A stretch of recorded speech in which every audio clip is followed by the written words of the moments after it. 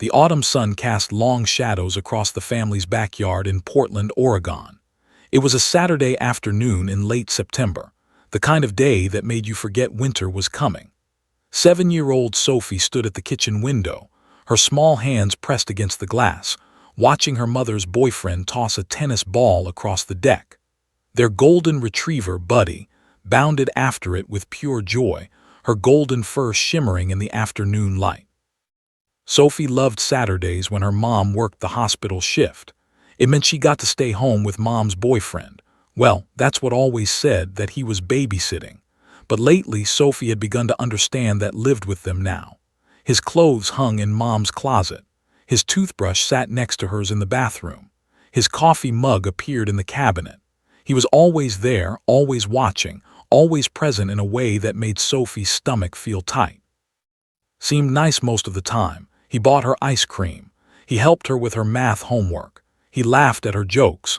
But there was something about his eyes that made Sophie uneasy, the way they could go from warm to cold in an instant like someone flipping a switch. And his voice could change just like that too. One moment he'd be speaking softly, and the next he'd be sharp and commanding, expecting absolute obedience. This particular Saturday morning had been fine, had made pancakes for breakfast. Sophie's mom, Lisa, had kissed them both goodbye before heading to the hospital, working another double shift. "Be good for," Mom had said, ruffling Sophie's hair. Sophie always was good. Good meant not causing problems. Good meant doing what's said without question. Around 2 in the afternoon, had suggested taking Buddy outside to play. Sophie was happy about this. Buddy was her best friend. She was the one living being who always seemed happy to see Sophie, who never got mad or distant or cold. Buddy's tail wagged when Sophie woke up. Buddy licked her face when she was sad. Buddy slept at the foot of her bed, and Sophie would whisper her secrets into that soft golden fur.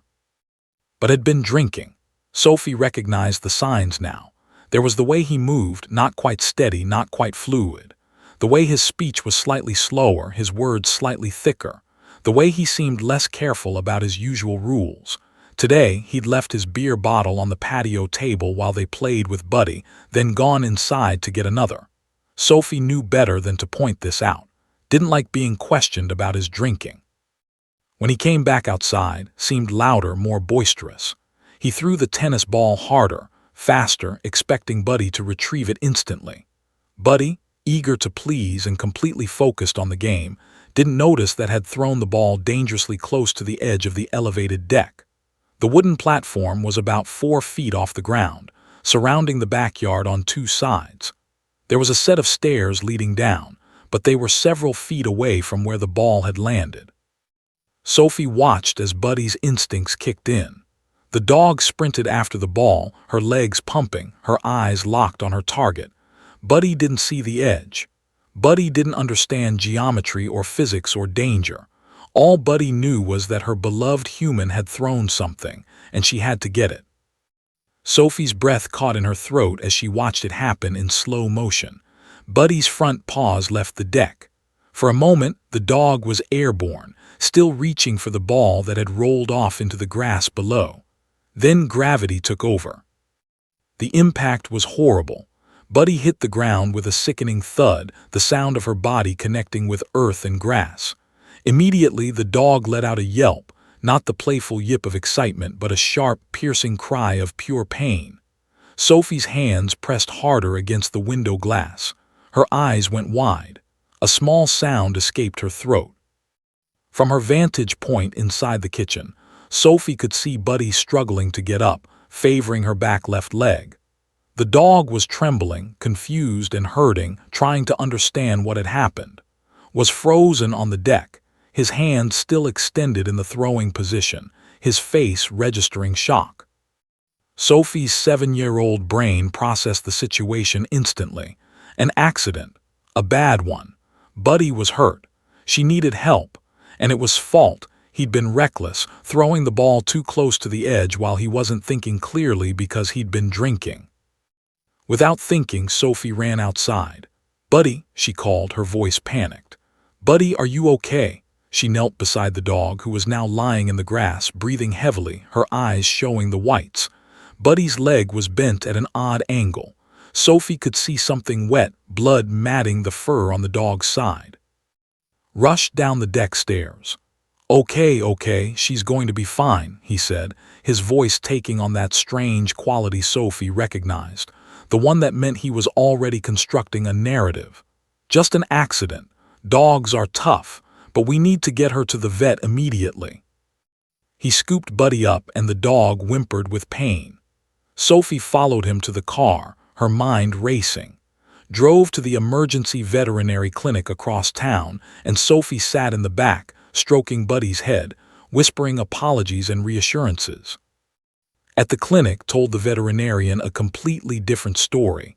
She got loose somehow. I found her on the street about 2 blocks from the house. She must have been hit by a car. She was already limping when I found her. Sophie's eyes went wide. She opened her mouth, but's hand found her shoulder, gripping it with just enough pressure to hurt slightly. His eyes met hers for a fraction of a second, and in that look was a warning so sharp, so clear, that Sophie's voice died in her throat. The veterinarian nodded, believing the story, and began examining Buddy. Sophie sat in the plastic waiting room chair, her legs swinging, her heart pounding. She had just witnessed something profound and terrible. An adult had lied to an authority figure, and that lie would become the official story. Her truth, what she had actually seen, didn't matter. When Mom came home from her shift that evening, was waiting. Buddy got loose, he told her, his voice smooth and rehearsed. I found her hit on the street. She's going to be okay, but she'll need rest and medication. Sophie watched her mother's face register concern and sadness. Mom hugged gratefully for saving Buddy. Then she knelt beside Sophie and asked, "Did you see what happened, honey?" Sophie opened her mouth. She could see in her peripheral vision, perfectly still, perfectly calm, perfectly waiting. She could remember the pressure of his hand on her shoulder.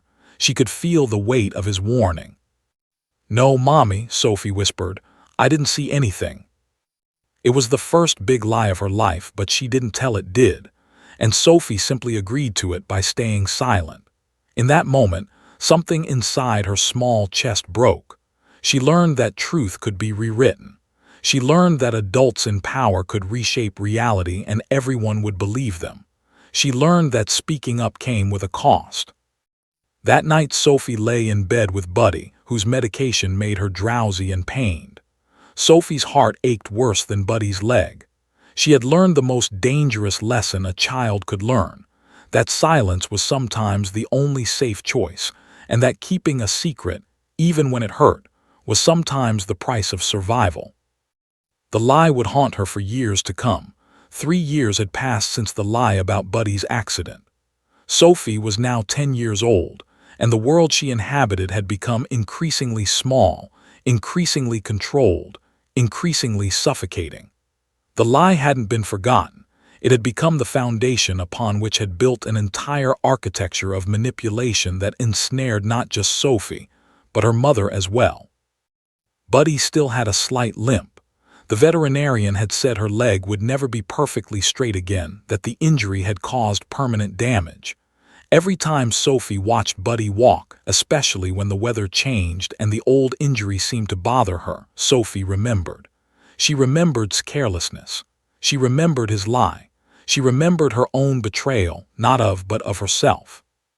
The Buddy incident had been his test run. He'd learned something crucial that day. When he crafted a lie with confidence, when he delivered it smoothly to authority figures, when he subtly warned Sophie into silence, the truth simply disappeared.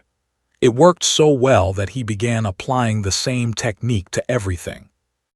By the time Sophie turned 10, had meticulously constructed a prison of rules and isolation so complete that she barely recognized it as such. It had happened so gradually, like the proverbial frog in slowly boiling water, that Sophie could point to no single moment when her freedom had ended. Instead, there were hundreds of small restrictions, each one seeming reasonable on its own, but collectively forming bars she couldn't escape. Sophie was no longer allowed to have friends over. This had started innocuously. "Your mother works so hard. had explained to Sophie's second-grade teacher during a conference. The house needs to be a place of peace and quiet for her. Sophie gets overstimulated with too many children around. The teacher had nodded, sympathetic to the narrative of a single mother. The rule stuck. By fourth grade, when Sophie asked if her best friend Emma could come over after school, had simply said no. When Sophie asked why, he'd responded with a voice so reasonable it was almost kind. "Because I said so, and because your mother has enough stress without dealing with extra children in the house." Sophie had learned not to push back. Pushing back resulted in coldness, in withdrawing his approval, in the house becoming suffused with tension that somehow became Sophie's fault. Her social life withered. Birthday invitations were discouraged, were vetoed. Eventually, the invitations stopped coming. Sophie became the weird kid whose parents never let her do anything. She became isolated, and isolation made her more dependent on the adults in her house, specifically on moods and rules. Bedtime had become another arena of control. School nights meant Sophie had to be in her room by 7 p.m. No exceptions, no flexibility. If she needed water, she was required to ask permission first. If she needed to use the bathroom after 7, same thing. Enforced this with a consistency that would have been admirable if it weren't so psychologically suffocating. "Children need structure," he would say. "Your mother agrees with me. It's good for your development." But Mom didn't really agree. Or rather, she had agreed so many times, had been so worn down by his logic and constant presence, that she no longer questioned his rules. She had simply accepted them as fact. Sophie had watched this erosion happen in real time. The way her mother's eyes had gradually stopped sparkling, the way her voice had become smaller, the way she deferred to on everything. There was the incident with Sophie's art supplies. Sophie loved to draw and paint. It was one of the few things that brought her genuine joy, but had decided that art supplies were messy, that they created disorder in the house. One afternoon, while Sophie was at school, had packed all of her markers, paints, sketchbooks, and colored pencils into a box and put them in the garage.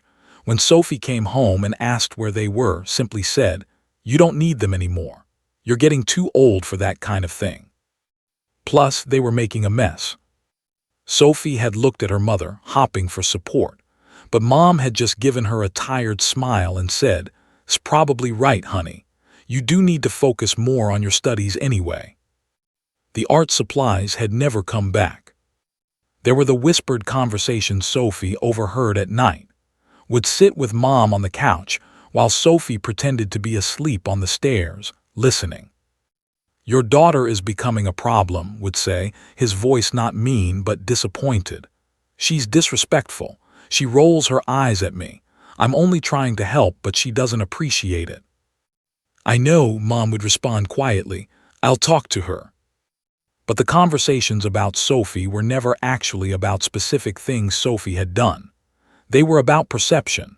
Perception that Sophie wasn't grateful enough, wasn't obedient enough, wasn't respectful enough. And Mom, desperate to keep the peace, would accept this narrative and then relay it to Sophie in the form of vague criticism. "Says you're becoming difficult," Mom had told her one evening. "I need you to try harder to be appreciative of everything he does for us." Everything he does for us. The phrase made Sophie's skin crawl, didn't do anything for them. He lived in their house, drank beer, made rules, and somehow made everyone believe this was generosity. By age 10, Sophie had internalized a fundamental truth about her world. Her perspective didn't matter. What mattered was narrative. What mattered was keeping happy. What mattered was not causing trouble, speaking up about anything, about the art supplies, about the bedtime rules, about not being allowed to see friends, about anything, only resulted in being labeled difficult, ungrateful, disrespectful. The only place Sophie could be honest was in the privacy of her own mind, and with Buddy.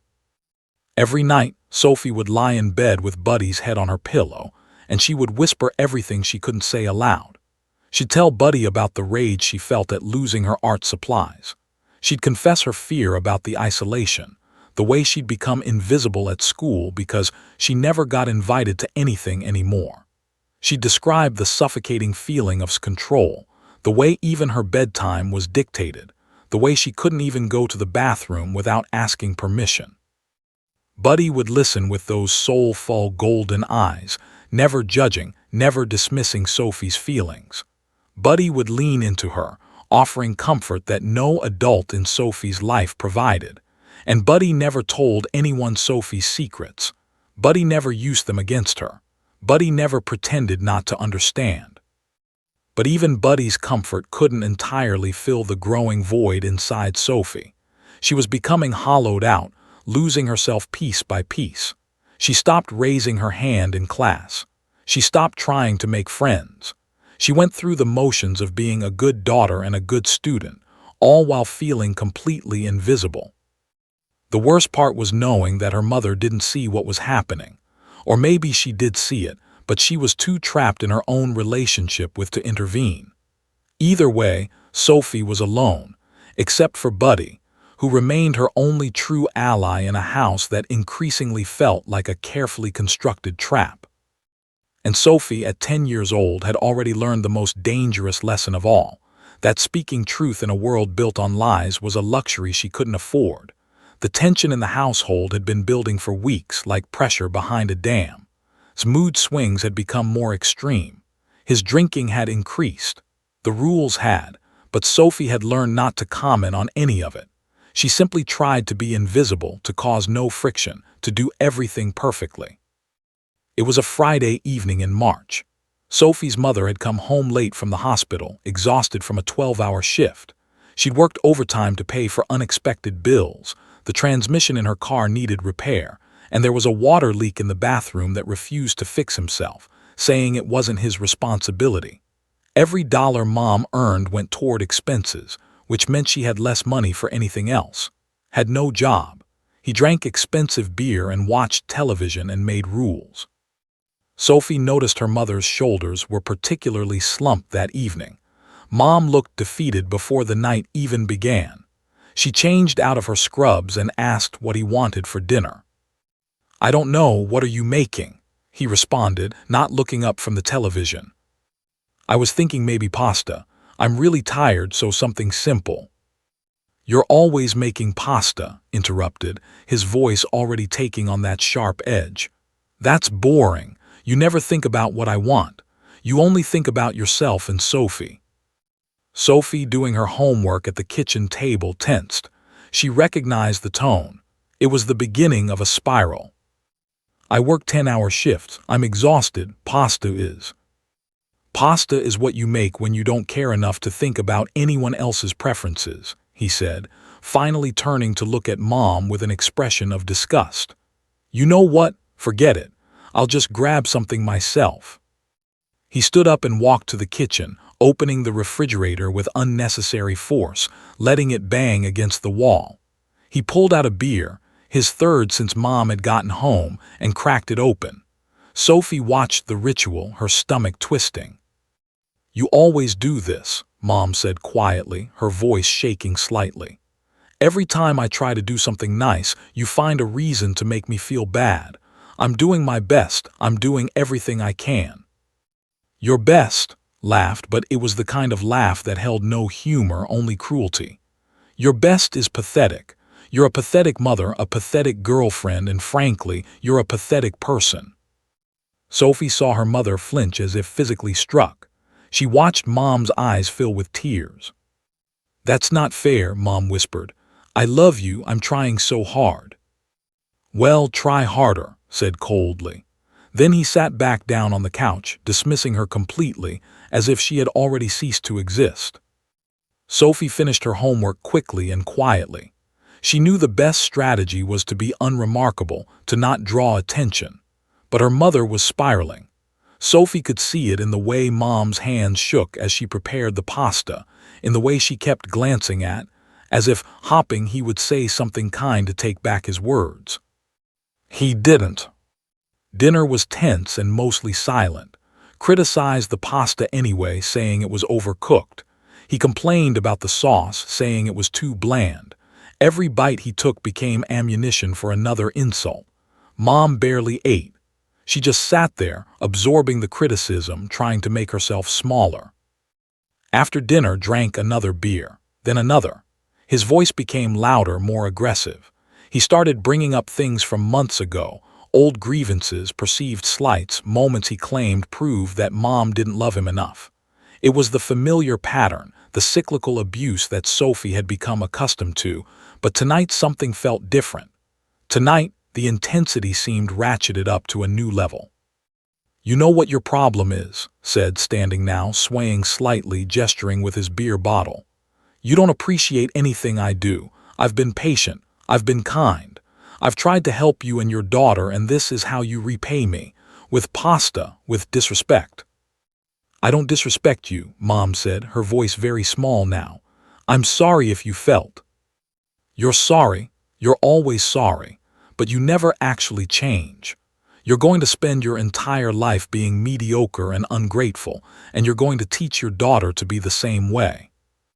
Sophie felt rage ignite in her chest. How dare he? But she stayed silent. Silence was survival. Then said something that made Mom stand up, her own frustration finally cracking through her fear. "You know, if you weren't so difficult to live with, I might actually want to stay," he said. "But you're exhausting. You drain me." "Then leave," Mom said, her voice suddenly steady, suddenly defiant. "If you're so unhappy, just leave." The moment the words left her mouth, Sophie knew it was a mistake. His face went very still, very cold. He set his beer bottle down on the dining table with deliberate slowness. He stepped toward Mom, and there was something in his movement that made Sophie's entire body go rigid with terror. "Did you just tell me to leave?" he asked, his voice dangerously quiet. "Lie." He moved faster than Sophie had ever seen him move. His arm shot out, his hand grabbing Mom's forearm with brutal force. He twisted it, pulling her toward him, and Mom cried out, a sound of pure pain and shock. "Don't you ever tell me what to do," hissed. "You don't have the right. You are nothing without me. Nobody wants you. Nobody will ever love you. You should be grateful I'm even here." Mom was struggling, trying to pull her arm free, tears streaming down her face. "Let go, you're hurting me." Sophie watched her mother's arm. The forearm was already turning red, already bruising under his grip. The wine glass that had been on the table went flying, shattering on the floor, red wine splashing across the white tile like blood. Something broke inside Sophie. Not her, but something inside her will to stay silent. Something primal, something protective, something that couldn't bear to watch her mother be destroyed by this man. She ran to her room.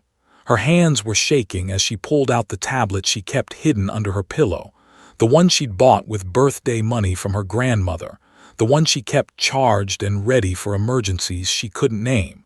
She opened her emergency contacts. She dialed 911. 911, what's your emergency? The dispatcher asked. Sophie's voice came out in a terrified whisper. "My mom's boyfriend is hurting her. We're at 847 Maple Street. Please hurry." "Okay, sweetie, can you tell me?" But Sophie heard's voice calling from downstairs, heard the sound of Mom sobbing, heard the siren starting in the distance. She stayed on the line, whispering her address again, her phone number, confirming that she was safe in her room. When the police arrived, was already pulling his jacket on, already running out the back door.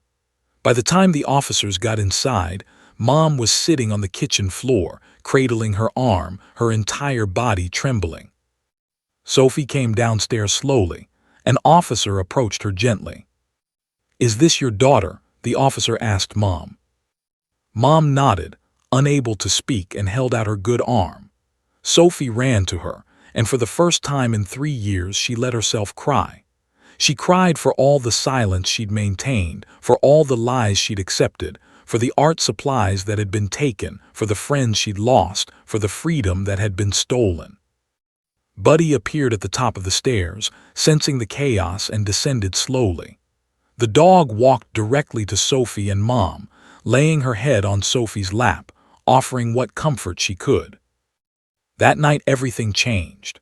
The dam had broken and there was no going back.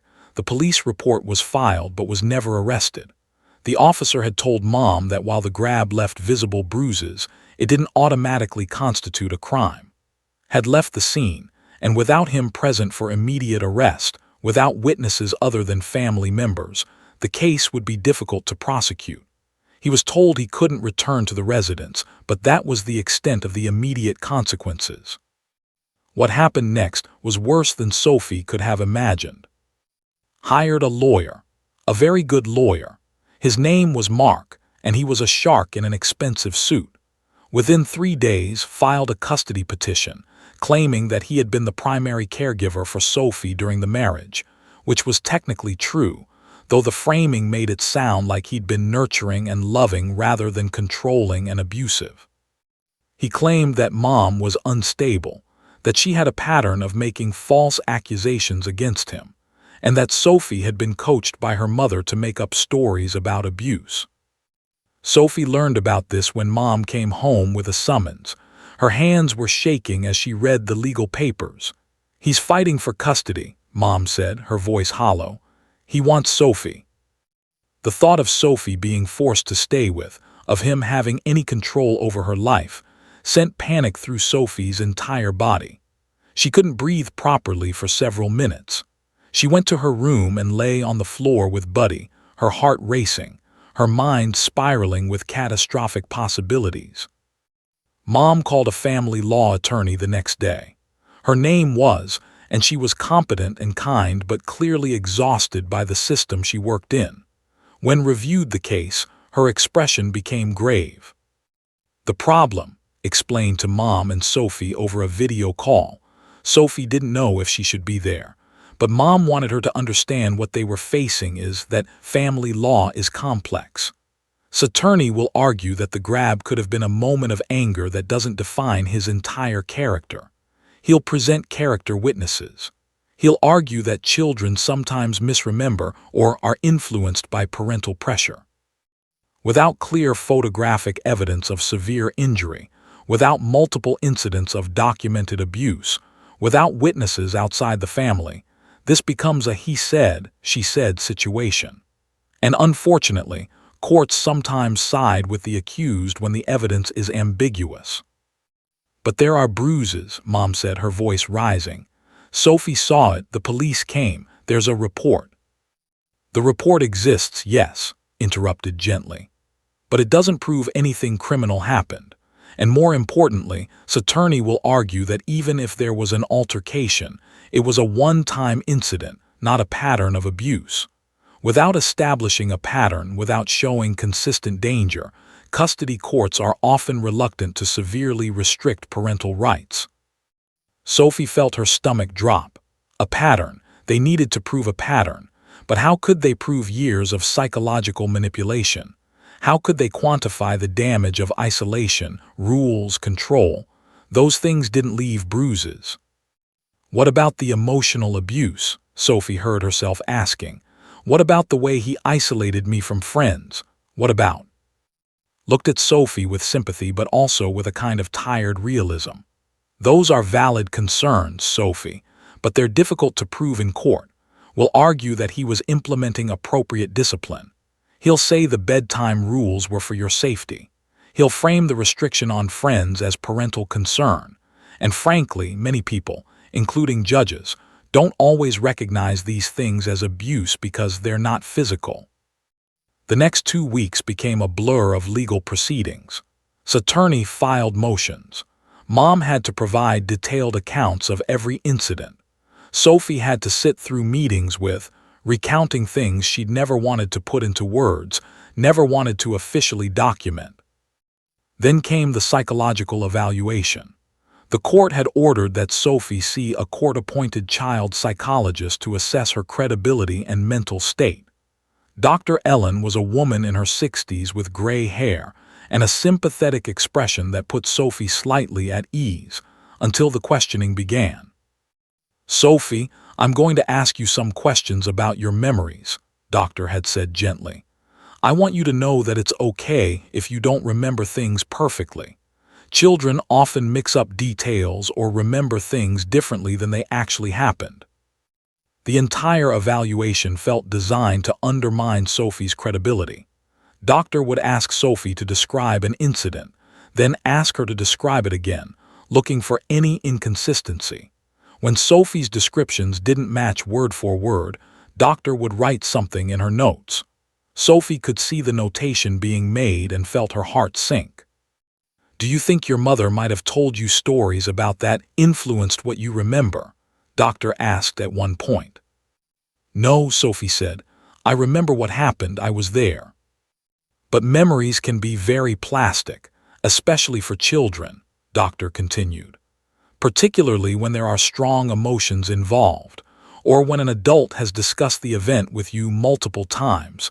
The brain can actually reconstruct memories in ways that feel real but aren't accurate." Sophie left that evaluation feeling like she'd been gaslit by an authority figure who was supposed to be impartial. She felt like her memories had been invalidated, like maybe she was crazy, like maybe she had imagined things or been influenced without realizing it. At school, things were complicated too. Sophie's teacher had been contacted by the court. She submitted an assessment noting that Sophie seemed anxious and withdrawn, but that there were no signs of abuse in her behavior or appearance at school. The evaluation felt incomplete. How would abuse appear at school? But it would be used against Mom anyway. His character witnesses were surprisingly effective. His former boss wrote a letter saying was reliable and trustworthy. A neighbor that always seemed pleasant and well-mannered. A therapist had seen for 3 sessions wrote that seemed like a caring individual interested in his stepdaughters. "He's building a narrative," explained. "He's presenting himself as a reasonable man in a difficult situation. He's got people willing to say he's a good person. And here's the thing that frustrates me most. He's probably not lying. He's probably all of those things to the people he encounters casually. It's how abusers operate. They're charming to outsiders while being controlling at home." As the trial date approached, sat down with Mom and Sophie for a serious conversation. "I'm going to be honest with you both," said. "This case is uphill. Attorney is good. She's going to challenge Sophie's credibility. She's going to suggest that the incident with the bruise was a one-time moment of passion, not representative of character. She's going to paint your family as a situation where a caring man was falsely accused by a vindictive woman trying to alienate him from a child, and the court might believe her." "What are you saying?" Mom asked, her voice shaking. "I'm saying that we need Sophie to testify, and we need her to be credible. But children are often not effective witnesses. They can be confused by cross-examination. They can be made to doubt their own memories. I need both of you to understand that there's a real possibility we might not win this." Sophie felt the weight of the entire case settle on her small shoulders. Everything depended on her testimony. Everything depended on her being believed. And after the psychological evaluation, after being told that her memories might be unreliable, after seeing how smoothly Attorney had dismantled the timeline of abuse, Sophie wasn't even sure she believed herself anymore. The night before the trial, Sophie lay in bed with Buddy, unable to sleep. She was terrified. She was doubting herself. She was wondering if any of it had been real, if she'd imagined it, if she was about to destroy her family based on false memories. Buddy seemed to sense Sophie's terror. The dog pressed herself against Sophie's body, her warm weight grounding, her steady breathing calming. And in that moment, Sophie realized something. Buddy knew the truth. Buddy didn't need court-appointed psychologists or lawyers or character witnesses. Buddy had been there. Buddy remembered. It gave Sophie just enough courage to face what was coming next. The courtroom was colder than Sophie had expected. The wood paneling, the high ceilings, the strange formal language everyone used, it all conspired to make her feel smaller, younger, more insignificant than she'd ever felt. She sat in the witness stand with a cushion beneath her feet so she could reach the microphone, her hand on the Bible, swearing to tell the truth. Judge Richardson was a woman in her late 50s with sharp eyes and an expression that gave nothing away. She sat elevated above everyone else, presiding over the proceedings with a quiet authority. Sophie had never seen her before this moment, but she understood immediately that this woman held her entire future in her hands. Led Sophie through her testimony gently. She asked about the day Buddy fell from the deck. Sophie described what she'd seen, her voice small but steady. She talked about telling the veterinarian a lie. She talked about the pressure of his hand on her shoulder, the warning in his eyes. "Did you feel afraid to tell the truth?" asked. "Yes," Sophie whispered. "I felt like if I said what really happened, something bad would happen to me." Continued, asking Sophie about the years of rules, the isolation from friends, the bedtime restrictions, the control over her life. Sophie answered honestly, though it was difficult to find words for the slow suffocation of her childhood. How do you describe the feeling of being trapped when there are no locks on the doors? How do you explain emotional abuse to people who expect to see bruises? Then stood up for cross-examination. She was elegant and polished, with perfectly styled hair and a smile that seemed warm until you looked into her eyes. She approached Sophie like a hunter circling prey. "Sophie, is it?" she asked gently. "That's a pretty name. How old are you now?" 10, Sophie replied. 10 years old. That's quite young, isn't it? You're in what grade? 5th grade. And in 5th grade, we're learning to read and write and do arithmetic. But we're also learning about memory, aren't we? Did you know that children's memories aren't always accurate? "I remember what happened," Sophie said, but her voice wavered slightly. "I'm sure you believe you do," said, her tone remaining pleasant. "But tell me, Sophie, when you say threw the ball, how do you know it was an accident? Couldn't he have simply misjudged the distance? Couldn't Buddy have just been too eager and run off the deck on her own?" "He was drinking," Sophie said. "He wasn't paying attention. He was having one beer on a Saturday afternoon. That's hardly drunk, is it? And isn't it true that you saw this incident from inside the house, through a window? Windows can distort perspective. You couldn't see everything clearly, could you?" "I saw Buddy fall," Sophie insisted, but now she was questioning herself. Had she been looking through the window? Had there been a reflection? Questions were making her unsure of things she'd been certain about. "And then, years later, your mother reminded you of this incident repeatedly, didn't she? She talked about it with her attorney. She told you that had done something wrong. Couldn't those conversations have influenced what you remember?" "No," Sophie said, but the word came out uncertainly. "Let's talk about the bedtime rule," continued, moving on before Sophie could fully answer. "Set a bedtime of 7 p.m. That seems like a reasonable bedtime for a child your age, doesn't it? Isn't that what most parents do?" "He was too strict," Sophie tried to explain. "He wouldn't let me." "He implemented a consistent bedtime. As a parent figure, that's actually responsible parenting, isn't it? And he required you to ask permission for the bathroom. That's unusual, but isn't it possible he was concerned about your safety? Young girls do wander at night sometimes." Each question was a small knife, each one chipping away at Sophie's certainty. Was reframing everything. Control became structure, isolation became protection, rules became appropriate parenting. "Now, the incident on the night the police came," said, her voice becoming more serious. "You called 911. That's a very serious thing to do. Did anyone tell you to call 911? "No," Sophie said. "So it was your own decision, and you called because you were afraid your mother was being hurt?" "Yes." "But you didn't actually see hurt your mother, did you? You were in your room, you heard voices.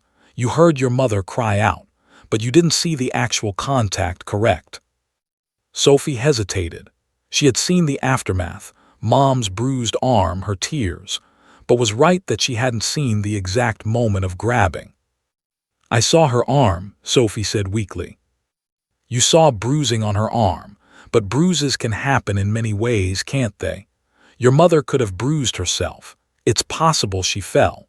We don't actually know with certainty what caused the bruising, do we?" Sophie felt tears forming, but she forced them back. This woman was making her doubt everything. continued for another 20 minutes, systematically dismantling Sophie's testimony, asking leading questions, offering alternative explanations for everything, suggesting that Sophie's memories had been tainted by her mother's influence and by natural childhood memory imperfections. By the time had a chance to do redirect examination, Sophie was shaken and uncertain. When she left the stand, she felt like she'd failed, like she hadn't been believed, like she hadn't been convincing, like her truth had been effectively erased by superior skill at manipulation. Next, he was smooth and practiced, expressing concern for Sophie, suggesting that he'd only tried to help, that the incident with the bruise had been a momentary lapse he deeply regretted. He painted himself as a man who'd been falsely accused by a vindictive woman trying to keep him away from a child he loved. Sophie watched from the gallery, her heart sinking. He was so convincing. He seemed so reasonable, so sincere. She could see some of the jury members nodding sympathetically. Then Judge Richardson called for a recess. The courtroom emptied. But as everyone was gathering their things, Judge Richardson tapped her gavel once and everyone froze. "I have a request," Judge Richardson said, her voice cutting through the murmur of conversations. "I want to see the child's dog in this courtroom tomorrow morning, before we continue with closing arguments." The courtroom erupted in whispers, stood immediately. "Your Honor, with all respect, animal behavior is not admissible evidence. It's unreliable, it's irrelevant, and I would argue it's an improper consideration in a custody determination." Judge Richardson looked at her with an expression that was both patient and immovable. "I'm not introducing the dog as evidence, Ms. I'm simply ordering that the animal be present in my courtroom. How I use that observation is my prerogative as the presiding judge. The dog will be here tomorrow morning, or I will find everyone responsible in contempt of court. Are we clear?" Nobody understood what the judge was doing, looked at Mom with confusion and a flicker of hope, looked genuinely worried for the first time, sat down, frustrated but unable to challenge the judge's order. That night called Mom and Sophie. "I don't know what Judge Richardson is thinking," admitted. "But judges who pull these kinds of unexpected moves usually have good instincts. Something about this case bothered her. Something about Sophie's testimony or response triggered something. Dogs in courtrooms are unusual, but maybe that's exactly what we need.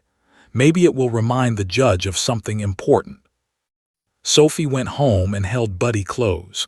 "Tomorrow," she whispered into the dog's fur, "tomorrow you're going to court with me, and I need you to be yourself. I need you to remember who you love and who you don't trust.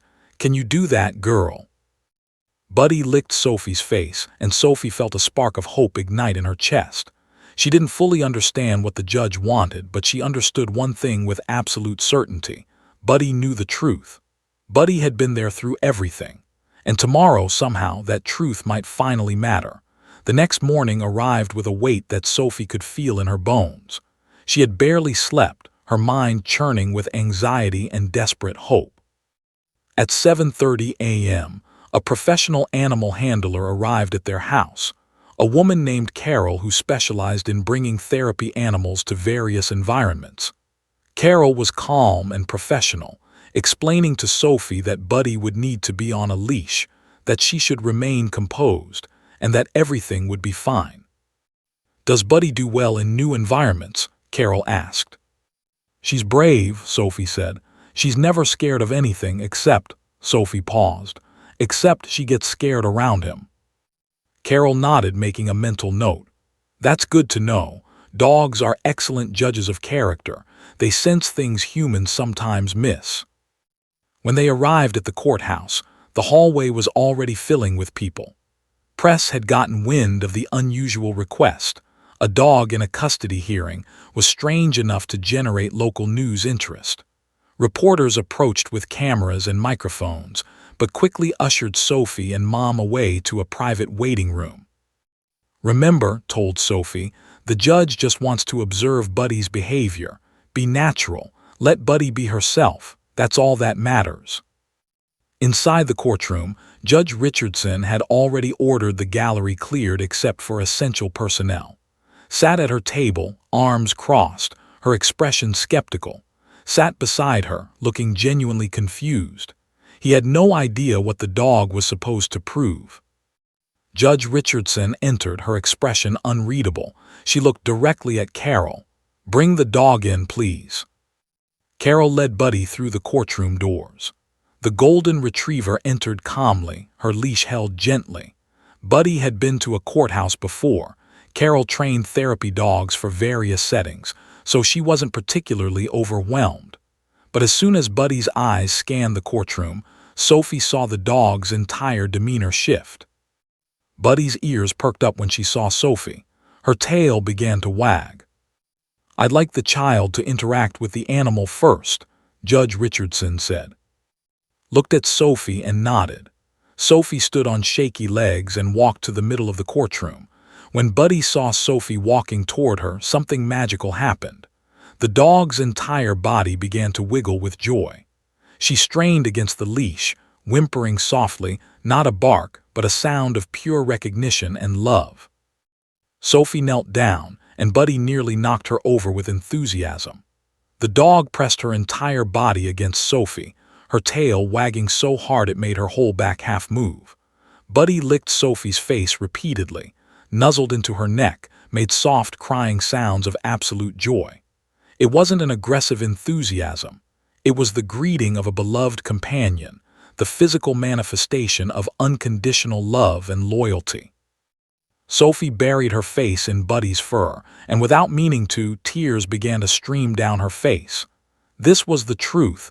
This connection, this loyalty, this unshakable bond between a child and the animal who had stood by her through everything. You couldn't fake this. You couldn't perform this. This was real. Several people in the courtroom shifted uncomfortably, moved by the obvious devotion. Then Judge Richardson spoke. "Now, I'd like to see how the dog responds to Mr." The courtroom fell silent, looked genuinely confused. He stood up slowly, as if unsure whether this was a good idea. Carol gently guided Buddy away from Sophie. The dog reluctantly released her hold on the child, her eyes still focused on Sophie even as she was led across the courtroom. Carol explained, "I'm going to let the dog approach you naturally. Just extend your hand in a friendly manner." Smiled the same charming smile he wore for everyone. He extended his hand, trying to appear warm and non-threatening. "Hey, girl," he said in a gentle voice. "Come here, Buddy, that's a good girl." But Buddy's reaction was immediate and unmistakable. The dog's tail froze mid-wag. Her ears went back slightly, her body stiffening. She took a step forward, then stopped. She sniffed his extended hand but didn't touch it. When trying to pet her head, Buddy took a deliberate step backward, creating distance. Moved forward, trying again. "It's okay, girl, I'm not going to hurt you." But Buddy continued backing away. There was no aggression in her behavior. She didn't growl or show her teeth, but her body language screamed discomfort. She positioned herself to the side, her head turning away from his hand. When tried once more to touch her, Buddy actually took several steps backward, clearly trying to increase the distance between herself and him. Looked at the judge, confused and slightly embarrassed. "I don't know why she's acting like this. We've been fine before." But they hadn't been fine. Sophie understood that now. Buddy remembered the accident on the deck. Buddy remembered his carelessness, his drunkenness, his grip on Sophie's shoulder as a warning. Buddy remembered all the times had used his voice to intimidate, all the moments of tension in the house. Animals don't understand legal narratives or courtroom arguments. They understand fear and safety. They understand kindness and cruelty. And Buddy had made her judgment perfectly clear. Stood up. "Your Honor, I object to this entire procedure. Animal behavior is influenced by dozens of variables. The dog might simply be uncomfortable in an unfamiliar setting. She might be responding to Sophie's emotional state. This proves nothing." Judge Richardson held up her hand, silencing her. She studied both interactions carefully, the pure joy and trust with Sophie, the clear discomfort and withdrawal from. "The dog will be removed from the courtroom," Judge Richardson said quietly, "but I have observed what I needed to observe." Carol led Buddy out of the courtroom. The dog kept turning back to look at Sophie, clearly distressed to be separated from her. Sophie watched her best friend disappear through the doors, and something crystallized inside her. Buddy had done it. Buddy had told the truth in the only way she could. As everyone settled back into their seats, Judge Richardson made notes on her pad. Her expression was thoughtful, contemplative. She looked at Sophie, really looked at her, with an intensity that suggested she now saw something she hadn't seen before. "We will reconvene at 2 o'clock for closing arguments," Judge Richardson announced. "Court is in recess." The gallery erupted in whispers. Reporters were frantically making phone calls, was hissing instructions to her associates, but squeezed Sophie's shoulder and leaned down to whisper, "That was exactly what we needed. The judge saw it. She understands now." But Sophie wasn't thinking about what the judge understood. She was thinking about Buddy, about how her dog had communicated a truth that no cross-examination could dismantle, that no clever attorney could reframe. A dog's love and a dog's fear were authentic, uncoachable, and absolutely genuine. The remaining hours before closing arguments felt like an eternity.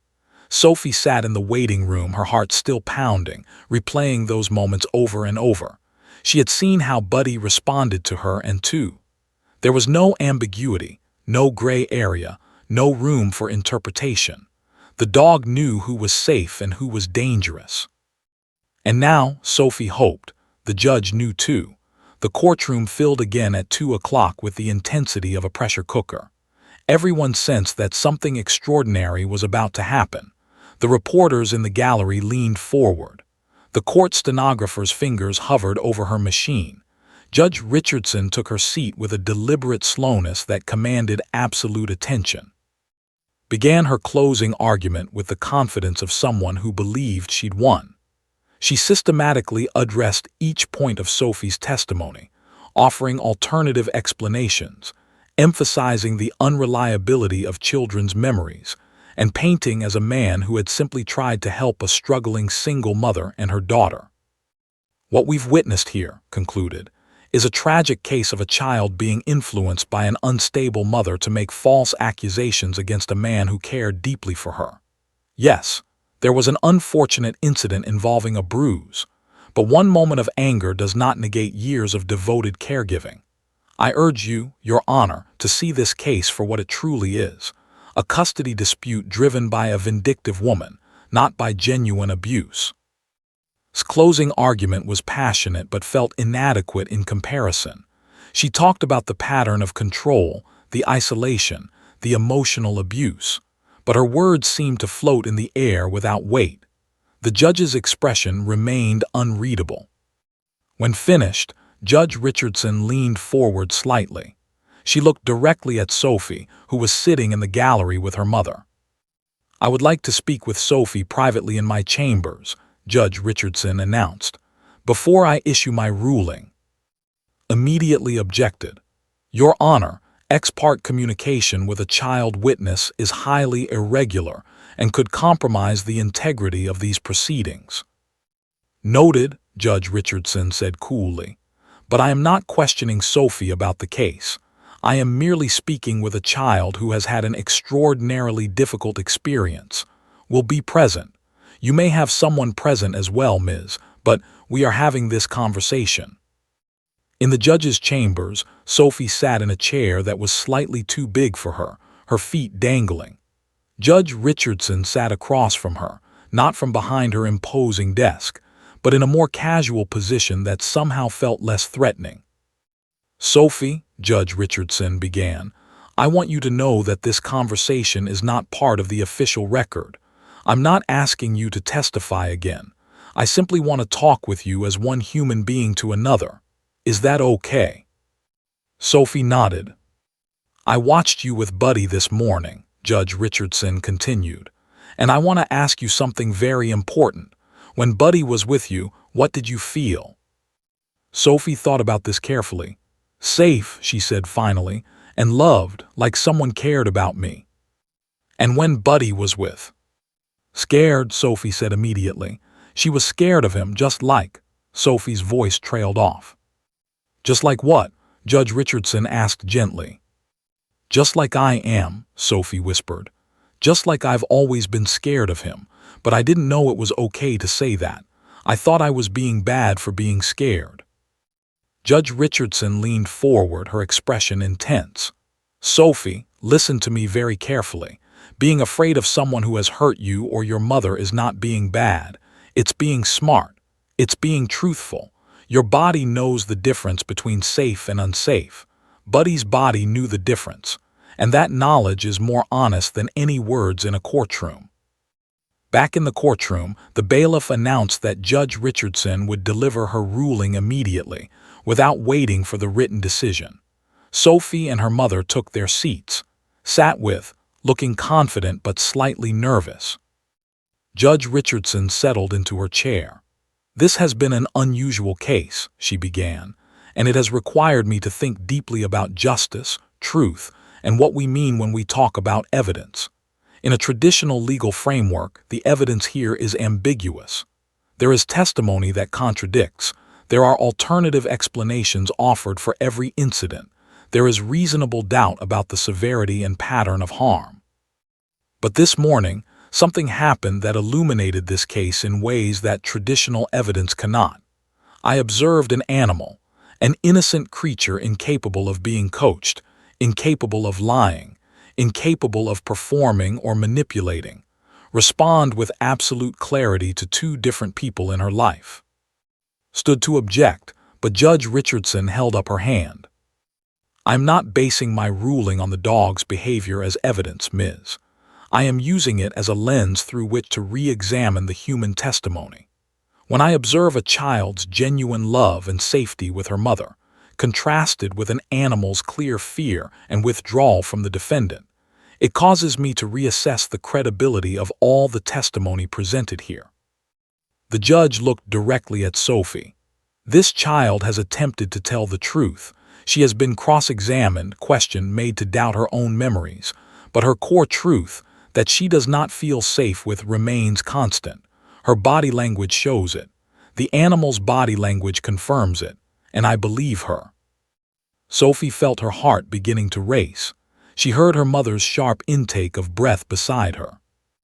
Therefore, Judge Richardson continued, I am ruling that. But she didn't finish the sentence because something extraordinary happened. Sophie, in a moment of pure emotion, stood up from her seat. She walked forward, her small body moving with determination. She walked toward who looked genuinely alarmed by her approach. Sophie, sit down. Her attorney whispered frantically, but Sophie kept walking. Everyone in the courtroom froze, stood up, confused, was on her feet objecting, but her voice seemed to come from very far away. Sophie reached and did something that would later be replayed on local news, discussed in legal forums, and referenced in custody law classes for years to come. She raised her small hand and placed it gently on his arm. Then, in a voice that trembled but held absolute conviction, she spoke. Buddy knows, Sophie said, looking directly at Judge Richardson. Buddy knows because she was there. She was there when he hurt her. She was there when he scared me. She was there through all of it. And she knows what you are. Dogs don't lie. Dogs don't get confused. Buddy knows you're not safe. And so do I. The courtroom fell completely silent, even seemed frozen, his mouth slightly open. Sophie's hand was still on his arm. She looked up at him with eyes that were simultaneously heartbreaking and stronger than anything anyone in that courtroom had ever witnessed. A 10-year-old girl, speaking an unambiguous truth about her own life, her own safety, her own worth. Judge Richardson's eyes glistened slightly. A reporter in the gallery gasped audibly, even sat down slowly, her objections dying in her throat. Your Honor, said quietly standing, I believe my client has said everything that needs to be said. Judge Richardson looked at Sophie for a long moment. Then she nodded slowly. I think you're right, Judge Richardson said softly. "I think the child has spoken her truth more eloquently than any attorney could manage." Sophie walked back to her mother and sat down. Mom immediately pulled her into a fierce embrace, tears streaming down her face. And in that moment, surrounded by the machinery of a courtroom that had nearly failed her, Sophie felt something shift inside her chest. She had spoken, she had been heard, and most importantly, she had told the truth, not because a lawyer prepared her or a judge coached her, but because her heart simply couldn't stay silent anymore. Judge Richardson sat silently for nearly 2 full minutes after Sophie returned to her seat. The courtroom held its breath. Nobody moved. Nobody whispered. Even the court stenographer seemed to pause in her transcription, as if waiting for something momentous to be spoken. Finally, Judge Richardson began to write. Her pen moved across the paper with deliberate purpose. When she looked up, her expression was both compassionate and resolute. "I am issuing my ruling now," Judge Richardson said, her voice carrying the weight of finality. "Based on the testimony presented, the credible accounts of abuse, the pattern of control and isolation documented throughout these proceedings, and most importantly, based on what I have personally observed regarding the safety of this child, I am terminating parental rights in their entirety." Stood to object, but the judge continued, speaking over her. "Mr. will not have custody. Mr. will not have unsupervised visitation. Mr. will not have any decision-making authority regarding Sophie's education, medical care, or welfare. Full legal and physical custody is awarded to Lisa, the child's biological mother." Sophie felt her mother squeeze her hand so hard it hurt, but in the best possible way. "Furthermore," Judge Richardson continued, "I am ordering that Mr. attend anger management counseling and psychological evaluation before any petition for future visitation can be considered. Any such petition would require clear evidence of substantial change and the explicit consent of the minor child." She then did something extraordinary. Judge Richardson looked directly at Sophie. "Sophie," the judge said formally, "I want you to know that your courage in this courtroom today will be remembered. You spoke a truth that deserved to be heard. You protected yourself and your mother by refusing to stay silent. That took more bravery than most adults possess." Sophie felt tears streaming down her face. Her mother pulled her close, sobbing with relief and vindication. "This court is adjourned," Judge Richardson said, tapping her gavel. Appeal came 3 months later. His attorney argued that the judge had been improperly influenced by emotional testimony, that animal behavior had no place in custody determinations, and that Sophie's emotional outburst was the product of coaching by her mother. But the appeals court upheld Judge Richardson's decision. The written opinion specifically cited the judge's careful reasoning, the pattern of control evidence, and noted that while animal behavior was unconventional, the judge had been careful to explain that it was used to reassess credibility, not as primary evidence. Appealed again. This time, the higher court's decision was even more emphatic. In their ruling, they wrote, "While this court is cognizant of the unconventional nature of the animal's presence in the proceedings below, we find no error in the trial judge's methodology. Judge Richardson did not base her decision on the dog's behavior as evidence. Rather, she used the observable truth of the child's relationship with the animal to inform her evaluation of the child's credibility and emotional state. In cases involving vulnerable populations such as children, courts must sometimes look beyond traditional evidence to discover the truth of a child's lived experience." The decision became cited in legal textbooks and law review articles. Legal scholars debated whether it represented a progressive approach to evidence or a dangerous precedent. But for Sophie, these appeals and discussions meant only one thing: could not take her away. He could not control her anymore. 2 months after the final ruling, Sophie and her mother moved to a new house across Portland. It was smaller and more modest than their previous home, but it was theirs. There were no impossible rules. Sophie's bedtime was reasonable, negotiated between her and her mother. She could have friends over. She could draw and paint again. She could be a normal 10-year-old. The first thing Sophie did was set up an art studio in the corner of her bedroom. Her grandmother helped her buy new supplies: markers, paints, colored pencils, canvas, sketch pads. Sophie spent hours creating, letting out through art all the emotions she'd had to suppress for so long. But what mattered most was having Buddy in this new space. Buddy, whose limp had never quite gone away, who had walked with a slight compensation in her gait for years, seemed to move more freely in this house. Without tension, without the constant anxiety, Buddy seemed lighter somehow. Sophie would often sit on her bed with Buddy, her sketchpad on her lap, drawing the dog from different angles. She drew Buddy in the courtroom, her eyes meeting Sophie's with absolute love. She drew Buddy turning away from her, body language screaming the truth. She drew Buddy as she was now, at peace, relaxed, safe. One drawing in particular captured something profound. It showed Buddy and Sophie together, intertwined with words Sophie had written around them. She knew, she always knew, she saved me by knowing. School became easier. Without restrictions, Sophie's social life began to rebuild. Emma, her best friend from second grade, lived only 3 blocks away. They reconnected immediately, and soon Sophie had a small group of friends who came over regularly. They did homework together, played games, watched movies. Sophie started a club at school called Animals and Advocacy. She talked about how animals could communicate things that humans sometimes couldn't express in words. She encouraged other kids to pay attention to what their pets were telling them about the people in their lives. Her teacher, Mrs., pulled Sophie aside one day. "I've noticed a big change in you since school started," Mrs. said. "You seem lighter, happier." "I am," Sophie said simply. "I got free." By the time Sophie was 15, she had decided what she wanted to do with her life. She wanted to become an animal therapist. She volunteered at the local animal shelter, worked with a therapist who specialized in trauma and used animals in her practice, and began researching universities with strong programs in animal therapy and psychology. "Buddy changed my life," Sophie would explain to counselors and mentors.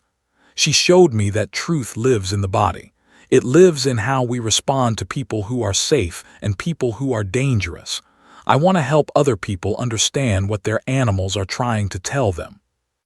Her guidance counselor helped her develop a plan. Community college, then transfer to a 4-year university, then graduate school. It would take time, but Sophie understood that her path was clear. When Sophie was 17, her high school held a special assembly about student resilience and overcoming adversity. Sophie was asked to share her story. She gave a presentation about her childhood, about abuse, about learning to stay silent, about the night everything broke, about the courtroom. But mostly, she talked about Buddy. "My dog couldn't testify in court," Sophie told her assembled peers. She couldn't describe what happened in words, but she could show the judge the truth through her body, through her fear, through her refusal to pretend everything was okay. "If Buddy had been able to lie or be convinced to lie, my life would have been completely different. I might still be living with abuse. I might have learned that truth doesn't matter." She paused, looking out at the sea of teenage faces.